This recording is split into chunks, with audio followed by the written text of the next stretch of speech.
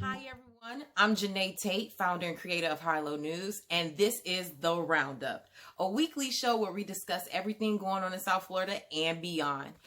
And just know, this ain't your grandma news. We get into it, we keep it raw, we keep it honest, and it's for millennials by millennials. So let's jump right in. First story up in my notes is South Florida is slowly reopening. Now, we saw in the news and on the headlines that Miami Beach is actually opening up on May 20th, and they're going to allow barbershops and retail shops and museums. Okay, Miami Beach. And they also are opening up South Point Park. The people were complaining and protesting, child. They really want to go out there and walk. And you know, South Point is like that beautiful park on South Beach with the nice scenic view and the water. So I get it. I'm surprised the park hasn't been open, but from what I researched, they opened the park late April. The people went out there, wasn't following the rules. They shut it down. And Miami Beach officials said, if y'all do it again, we shutting you down again. So Miami Beach people, anybody going out there to South Beach, make sure you abide by the rules before you mess it up for everybody. And interesting, they said that you don't have to wear a mask at the park as long as you keep your distance of 6 feet, you know, maintain social distancing, which I thought was interesting, being as Miami-Dade County has some of the largest, the largest number, I think, of cases in the state. If not the largest, one of the top amount of cases in the state. So that was interesting that they're not requiring that, but walk at your own risk. Interesting thing is other cities like Miami Beach, not Miami Beach, Miami Gardens, Miami, the city of Miami, Dorel and Hialeah said that they're not opening up right away. They're going to be slow to this. They want to take their time. I get it, especially in Hialeah, Dorel, Miami Gardens. You know, people of color, we're at higher risk. We have more risk factors. So I get it, being careful. And I applaud those officials who are doing that. They're making sure that their residents are the ones who are being safe, and they're taking precautions to make sure that the people who could be affected the most are not going to be put in harm's way by them opening up too quickly. So we'll see how this goes. Hopefully we don't have a Jacksonville Beach situation where all the people sitting up crowded next to each other in Miami and Broward. So we'll see, but y'all be careful. Moving right along, in some Black excellence news, this was a really fun story to find out. South Broward High School has history being made, and they have their first Black valedictorian. He has a 5.6045 GPA, and he said it's going to get higher by the end of the school year. So congrats, baby boy. And he's going to Pomona College in Southern California. Now, let me pull up real quick because I want to make sure we say his name and give him his flowers, okay? Here it is. Here he go. We're going to head over to our notes, and see what comes up. Okay.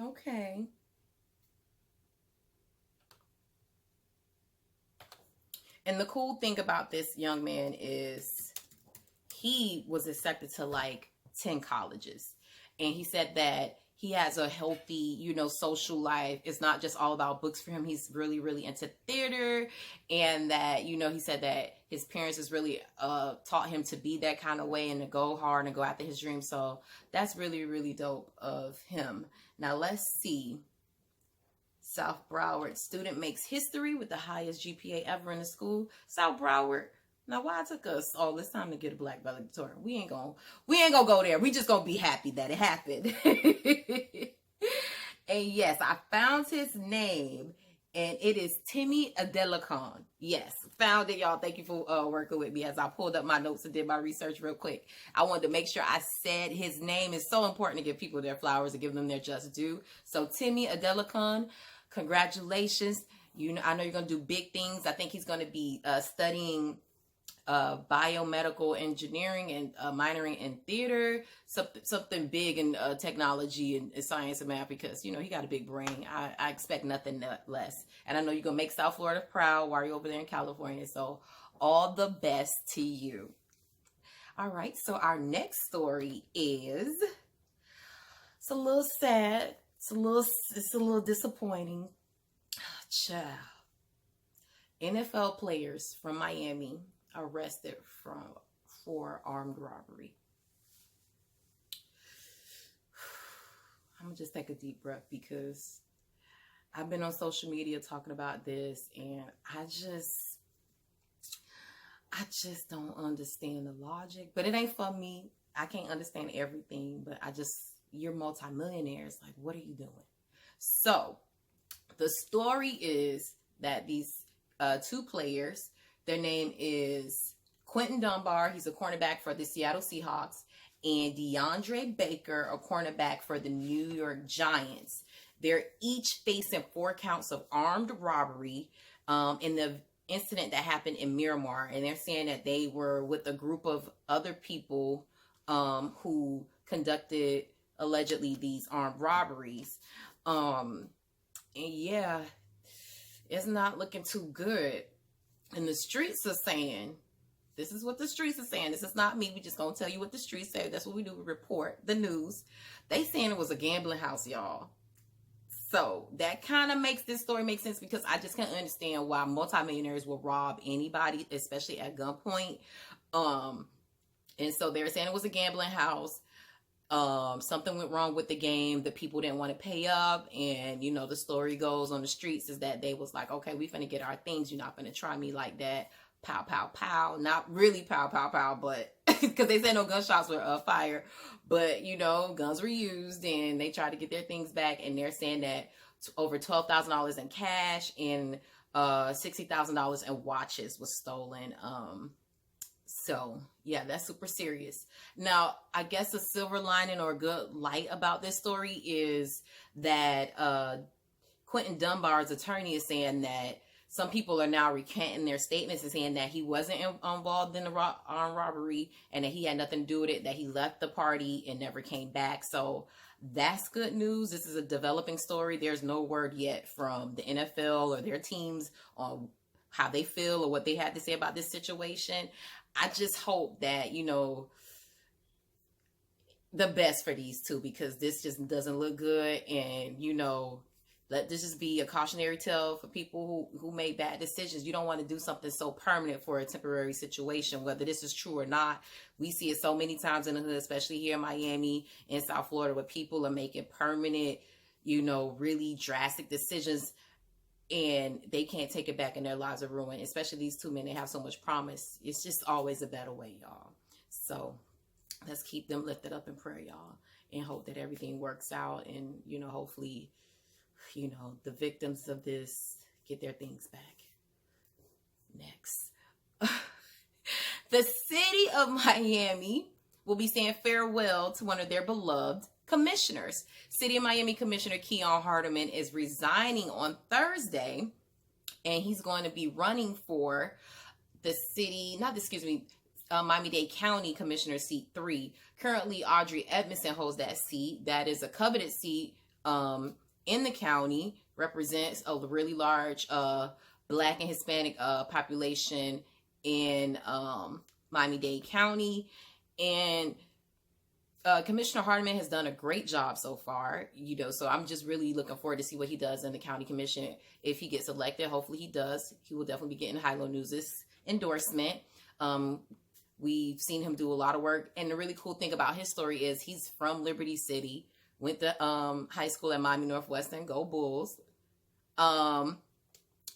Although I am a Chief too, so please don't judge me. I'm both.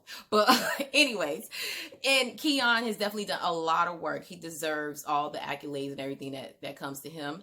And we hope that he makes it in November to the county commission. The interesting thing about this story is he's going to still remain in office until November. And the city then has the choice to either appoint somebody or hold a special election. And if Keon doesn't get elected to the county, he won't be able to retain the seat because he resigned. So we'll be watching that and give you guys updates on what Keon will be doing. And we wish him the best in his campaign. Moving right along, we have some news stories on the High-Low News website, and we're going to share it with you. So one of our top stories and our biggest stories this week is Ebony Harris from Mahogany Staffing. She is paying drivers more than Uber and Lyft. She has a staffing company, and she's looking for contractor drivers similar to what Uber and Lyft does. And she is hiring, guys. The coronavirus, the pandemic, did not interrupt her business, actually made her flourish. And we wrote about that story on High-Low News' website. So you guys go click on the website. Details is in the description box. And you guys can learn what you could do to sign up and make some coins with Mahogany Staffing and Ebony Harris.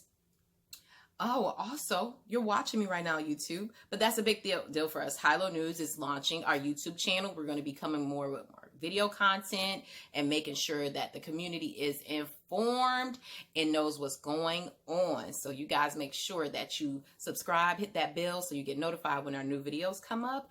And yeah, that's what we're doing now. And I'm so excited about it. Another story that we had this week, Jasmine Rogers-Shaw. She wrote a great op-ed for the website. It's about having hope in a hopeless place, and is dedicated to Breonna Taylor and Ahmaud Arbery and all those people who lost their lives senselessly to cops or racist people who felt like that they could take their life unjustly.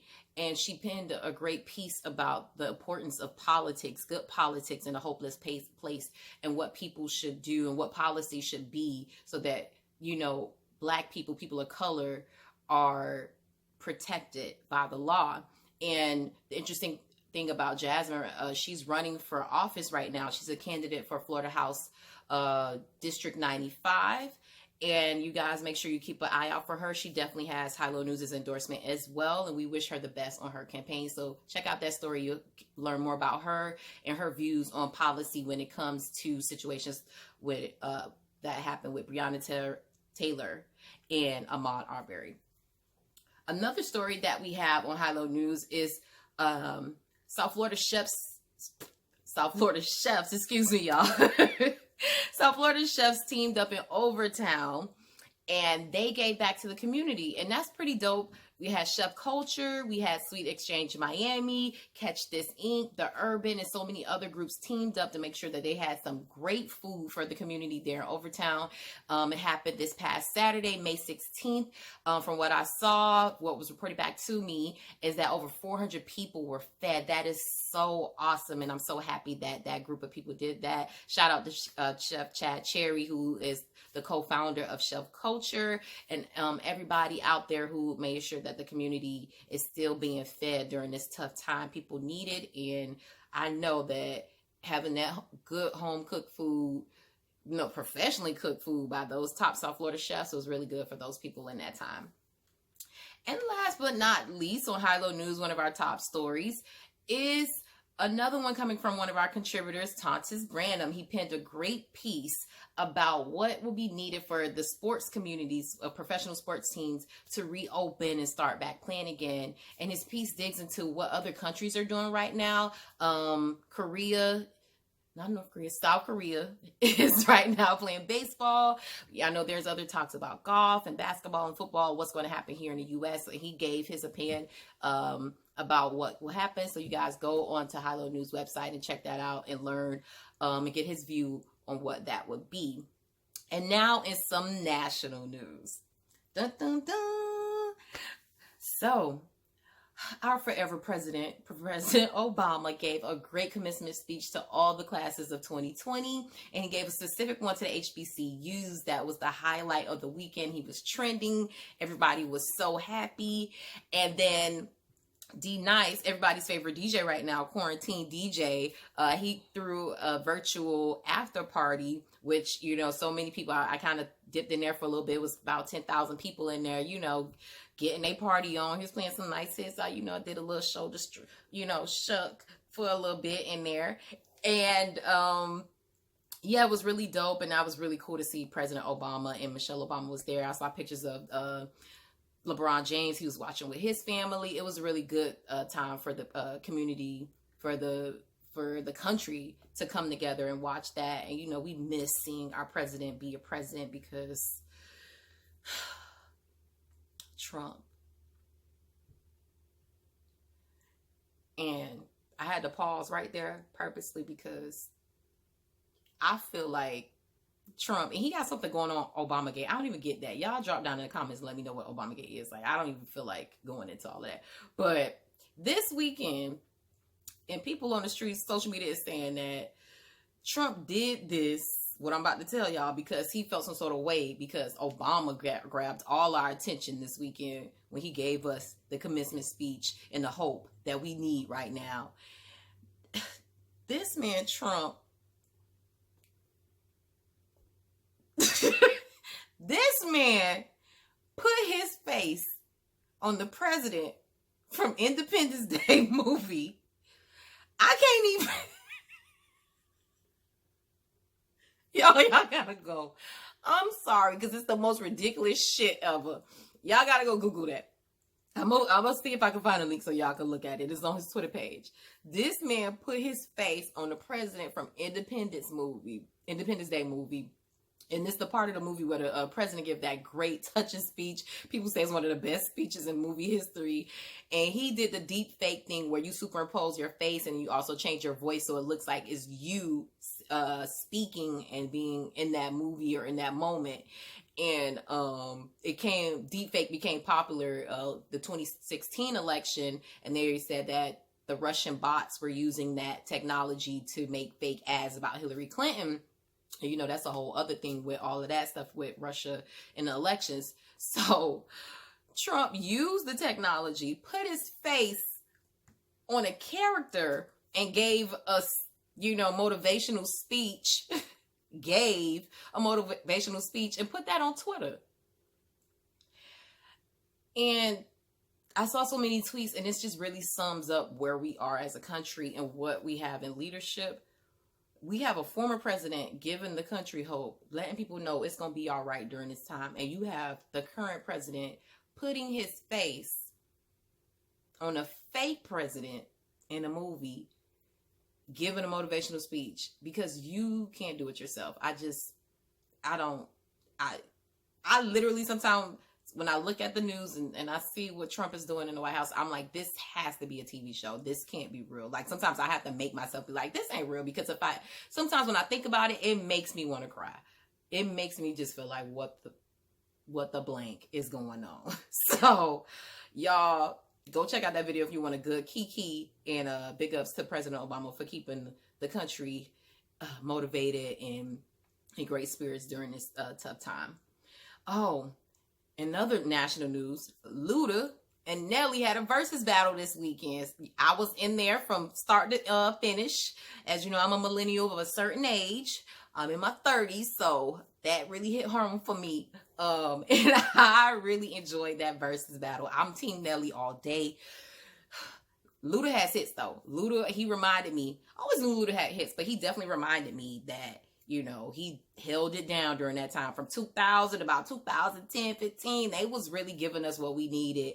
And everybody was in there reminiscing. It was really cool. I saw Lala, Gabrielle Union, Dwayne Wade, Chris Paul, Kevin Hart was in there. Of course, Swiss Beats and Timbaland. You had Shauna, who was featured on Ludacris' first single. You had so many people in the building. That's what I love about these virtual events. It's like we're all at the party together. And I was just really, really going up for it. The funny thing about the Versus was Nelly just got a little bit too much in his cups. You could tell he was really nice. He was really feeling himself. And Nelly just really was playing the damn songs for himself. Like some of them songs, and I love Nelly. He can take no L's to me. But some of them songs, I was just like, Nelly, what is this? I've never heard it before. And you could tell Ludacris was ready to go. You could tell he had a career as a DJ and worked in media because he was queued up. He had his props. He was like, come on, y'all, move, get out the way. He was ready to go. Like I really, commend him for his production. Nelly started with some technical difficulties. It was a thunderstorm in his area, so I understand that threw off his internet service. So he was hazy in and out the whole battle, throughout the whole battle, and they started, nicknamed him Teddy, not Teddy Riley, Nelly Riley. And I was just like, oh, poor baby. Even Teddy Riley was in the comments, laughing and saying, oh no, like he probably like, the heat is off me. No, Teddy, you still in that shit with Nelly too. You ain't get off the hook yet, but it's all love. It was a great Versus, and Versus always brings the community together. The culture is always wins from that. It's not a real battle. We just get there to sit there, reminisce, celebrate, and be together during this time and kind of get our mind off of what's going on. So thank you, Nelly and Luda, for doing that for us. And I really enjoy myself. And Nelly is forever, babe. He took me back to high school. I remember that.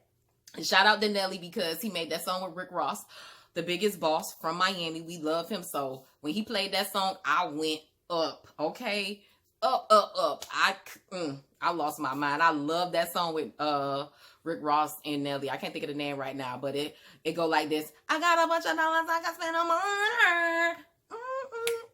So she could be my lady, she could be my lover. Don't it just make you want to, like, me and my friend Julius, my best friend Julius, we were saying that Nelly and Ross song, Here I Am, that Nelly and Ross song make you feel so Miami. It just make you feel like I want to drive in a drop top, cruise down 95, hit the beach, be dressed to the nines, go to Fat Tuesdays, go to the Cleveland, hit the strip, walk the beach, be sexy, be fun, be Miami. It just make you feel like the epitome of a good time in Miami. I swear to God, when I go back to the beach, when everything open back up, I'm playing that song on my way down and my way out and while I'm there, because that song just makes me happy. It makes me feel so Miami. So that was fun about the Versus battle. Also, that just dropped on the line. We recording this on a Sunday night. This is May 17th. Now, right before I hopped on with y'all, I saw that Kevin Gates had a sex tape that came out, y'all, and the people has got mixed reviews. Some people like, and some people go, We're not even gonna post that. That was just the talk of the town. It was just interesting that people are saying that they don't know if that's his wife and that he could have been cheating on his wife. I hope that's not true. It's unfortunate. Why is your sex tapes getting leaked? I just delete it after you're done. Like, what are you doing? You too famous for that. But Kevin Gates, we gonna pray for you in that situation. Moving right along. And to wrap up this show, we want to end it on a great note and give some information to the people. There are still food distributions going around across South Florida. Some places that still have them. In Overtown is one place, at the Alonzo Mourning Overtown Youth Center. National Action Network is doing stuff. In Opelika, they're doing stuff. Miami Gardens is doing food distributions. And also in Wynwood, they're doing stuff. So what I'm going to do is drop a link to a story where we have a full list of where you can go, what time, what you need to do as far as like precautions. And you guys make sure you share that information to people in need. People still need to know that they have help out here, and big up to those organizations and government entities that are making sure that they do their part to make sure that nobody's left behind. Thank you guys for watching. We are at the end of the roundup presented by High Low News. And make sure you guys like and subscribe to our YouTube channel. Share it. Tell a friend. Come back next time you're here. And also, make sure you follow us on social media. We are on Twitter, Facebook, Instagram, and LinkedIn. And also check out the website, highlonewsmiami.com. I so appreciate you guys. Thank you again for watching, and we'll see you next time on The Roundup.